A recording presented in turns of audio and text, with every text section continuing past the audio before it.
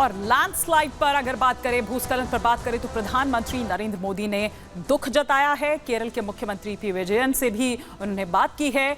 केरल को केंद्र से मदद का भरोसा भी दिया है। तो एक्स पर ये पोस्ट किया, दुख जताया जिस तरह से केरल में ये प्रलय आए, वायनाड में ये कयामत वाली रात देखने को मिली। लेकिन वहीं केरल के जो मुख्यमंत्री हैं पी विजयन, उनसे उन्होंने बात भी की और अभी क्या स्थिति वहां पर है उसे भी वहां पर जानने समझने की कोशिश की। लेकिन हम आपको यह भी बताते हैं यहां पर कि वायनाड में जिस तरह से ये भूस्खलन हुआ है उस पर जेपी नड्डा ने क्या कुछ कहा है। वायनाड की घटना पर सभी दुखी हैं, ये जगत प्रकाश नड्डा की ओर से कहा गया। साथ ही साथ ये कि केरल की घटना पर सरकार की नजर बनी हुई है और लगातार वहां पर सरकार से बातचीत किए हुए हैं। प्रभावित इलाकों में मदद पहुंचाई जा रही है। क्या स्थिति है उसका जायजा लिया जा रहा है। वायनाड में कोई कमी नहीं छोड़ी जाएगी, ये जेपी नड्डा द्वारा ये बात कही गई। वायनाड में राहत का काम, राहत बचाव का काम जारी है। ये वो बड़ी बड़ी बातें जो हमने आपको बताई, जो जेपी नड्डा ने कहा। लेकिन इसके अलावा और क्या कुछ बोले जेपी नड्डा, सुनाते हैं। यह जो त्रासदी है, यह सिर्फ केरल की त्रासदी नहीं है, सारा देश इससे द्रवित है।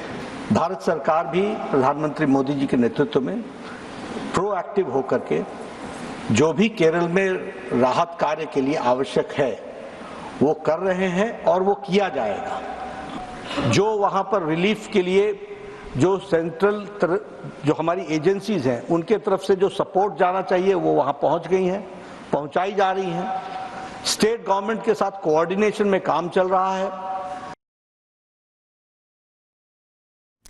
तो प्रतिक्रियाएं लगातार इस पर आ रही है, मुख्यमंत्री से लगातार संपर्क में है, ये भी बताया गया। लेकिन भूस्खलन पर क्या बोले मल्लिकार्जुन खड़गे, ये हम आपको बताते हैं। उन्होंने कहा कि वायनाड में तबाही जो हुई है वो दुखद है। राहुल गांधी और प्रियंका गांधी कल वायनाड जाएंगे। तो बात यह है कि कल क्यों वायनाड जाएंगे, आज आखिर क्यों नहीं जा रहे हैं वो वायनाड। मतलब आप ये सोचिए कि इस बार भी उनको चुनकर भेजते हैं, इससे पहले भी उनको चुनकर भेजते हैं। यह अलग बात है कि जब छोड़ने की बारी आई तो उन्होंने वायनाड को ही छोड़ा। यही कारण है कि शायद वायनाड अब उनकी प्रायोरिटी लिस्ट में नहीं है और इसीलिए आज नहीं बल्कि वो ये कह रहे हैं कि कल जाएंगे। ठीक है, जब वो सब काम से फ्री हो जाएंगे तब उसके बाद कल जाएंगे राहुल गांधी और प्रियंका गांधी। तो ये हमने आपको केरल के वायनाड की तस्वीरें दिखाई। लेकिन अब आइए केरल से आगे बढ़ते हैं और बात करते हैं झारखंड की। आखिर झारखंड में क्यों रेल फिर हुई डिरेल।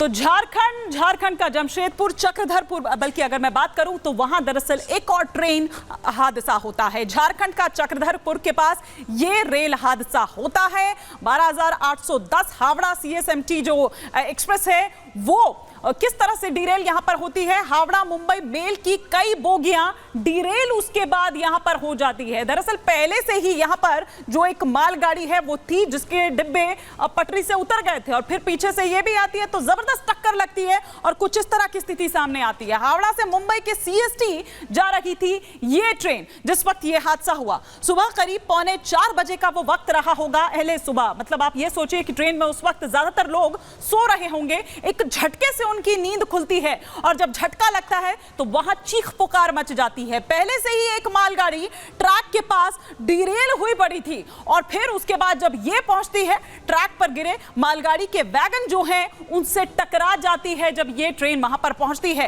रेल हादसे में 2 लोगों की मौत हो जाती है और 20 से ज्यादा इसमें घायल हुए हैं, जिनको कई लोगों को गंभीर चोटें भी आई है। राहत और बचाव का कार्य युद्ध स्तर पर जारी है। वॉर रूम से रेस्क्यू ऑपरेशन पर रखी जा रही है पूरी निगाह। साथ ही साथ जो घायल हैं उनको रांची और चक्रधरपुर में भर्ती कराया गया है। तो ये हम आपको बता रहे थे कि किस तरह से दरअसल ये पूरा हादसा जो है वो पेश आता है। और ये देखिए, ये उस ट्रैक की तस्वीरें इस वक्त हम आपको दिखा रहे हैं जहां पर दरअसल ये हादसा होता है। पहले से ही वहां पर एक मालगाड़ी खड़ी है। ये मालगाड़ी जिसके डिब्बे पहले ही डिरेल हो गए थे, पटरी से उतर गए थे, वहीं दूसरी जब ट्रेन वहां पर पहुंचती है, जो ये इस वक्त हम आपको दिखा रहे हैं। ये देखिए, अगर आप यहां पर नजर डालें तो 1 2 3 4 5 6 7 8 9 10, अगर आप यहां पर देखें तो आपको दिखाई देगा ये जिगजैग जो आप यहां पर देख रहे हैं, ये ट्रेन की जो बोगी है, 1 नहीं 2 नहीं 3 नहीं 4 नहीं बल्कि 18 बोगी जो है वो पटरी से उतर जाती है। और किस तरह की स्थिति उस वक्त वहां पर हो जाती है, चीख पुकार मच जाती है। सुबह 3:45 बजे के करीब ये पूरा हादसा होता है और एक झटके, जैसा कि मैंने पहले भी कहा, क्योंकि पहली सुबह का वक्त था, उस वक्त ज्यादातर लोग ट्रेन में सोए हुए थे और एक झटका तेजी के साथ लगता है। कोई कुछ समझ इससे पहले पाता कि वहां पर चीख पुकार मच जाती है। कैसे हुआ यह हादसा, दिखा रहे हैं आपको इस रिपोर्ट के जरिए।